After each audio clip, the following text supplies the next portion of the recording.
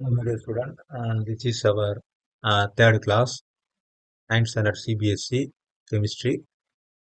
First class J.J. Thomson model, second class Rutherford models of atom.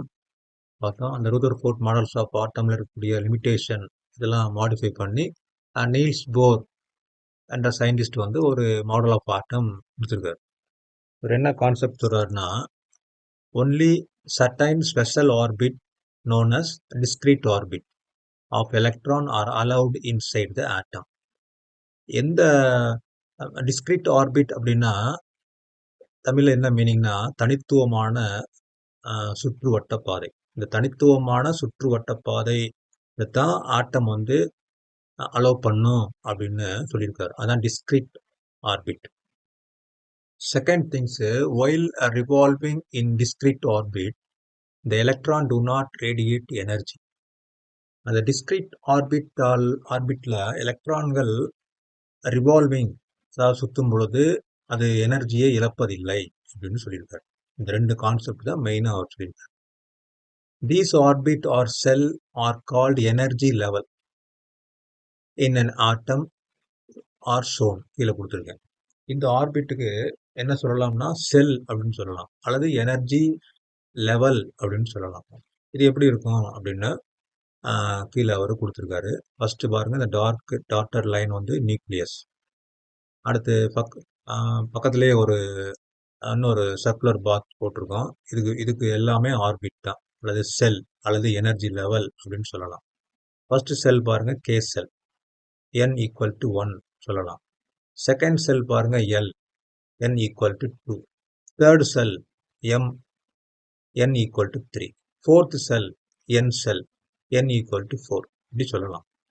So பெரும்பாலான chemistry கிளாஸில் ஸ்டூடெண்ட்ஸுக்கு வந்து teacher teach பண்ணும்போது இந்த எலக்ட்ரான்கள் வந்து KLMN இந்த ஆர்பிட்டில் வந்து ஃபில் ஆகுது அப்படின்னு சொல்லுவாங்க. இந்த KLMN என்ன அப்படிங்கிறத பெரும்பாலும் எக்ஸ்பிளைன் பண்ணியிருக்க மாட்டாங்க. ஸோ இந்த கிளாஸில் இந்த KLMN என்ன, ஏன் இந்த பேர் வச்சிருக்காங்க அப்படிங்கிறத நான் சொல்கிறேன். இந்த KLMN இது எல்லாமே வந்து ஜெர்மன் வேர்ட்ல இருந்து எடுக்கப்பட்டது. என்ன கே அப்படின்னா ஜெர்மன் வேர்ட்ல கிளின் அப்படின்னு அர்த்தம். அதோட மீனிங் வந்து ஸ்மால் அல்லது இன்னர் மோஸ்ட் அப்படின்னு அர்த்தம். இதுதான் அதனுடைய மீனிங். இன்னர் மோஸ்ட் அப்படின்னா நியூக்ளியஸ்க்கு ரொம்ப அருகில் இருக்கக்கூடியது, ரொம்ப ஸ்மால் செல். அடுத்து எல், லாகர். அதனுடைய மீனிங் வந்து ஜெர்மன் வேர்டு லாகர், அதனுடைய மீனிங் வந்து லேயர். தேர்ட் செல் பாருங்க, எம், ஜெர்மன் வேர்டு வந்து மேன்டல், அதனுடைய மீனிங் வந்து மேன்டில். அடுத்து ஃபோர்த் செல் பாருங்க, என் செல், நிபன் அப்படின்னு பேரு ஜெர்மன் வேர்ட்ல. அதோட மீனிங் என்ன அப்படின்னு பார்த்தோம்னா அட்ஜசன்ட் அல்லது நெக்ஸ்ட் அப்படின்னு பேர். ஃபிஃப்த் செல் இங்க நான் போடல, அதுக்கடுத்து இப்படிதான் இருக்கும், போட்டுக்கலாம். ஓ, ஓபர், ஜெர்மன் வேர்ட்ல ஓபர், மீனிங் வந்து அவுட்டர் ஆர் அப்பர். இதான் என்னுடைய மீனிங். ஸோ இதான் இந்த கிளாஸ்ல நீங்க இதை தெரிஞ்சுக்கிருவீங்க அப்படின்னு நான் எக்ஸ்பிளைன் பண்ணியிருக்கேன். அதுக்கப்புறம் வரக்கூடிய செல்லாம் வந்து இங்கிலீஷ் ஆல்பபெட்ல போட்டிருக்காங்க. ஓகே ஸ்டூடெண்ட், இந்த கிளாஸ்ல போர்ஸ் மாடல் ஆஃப் ஆட்டம், எப்படி வந்து எலக்ட்ரான் வந்து ஒவ்வொரு செல்லையும்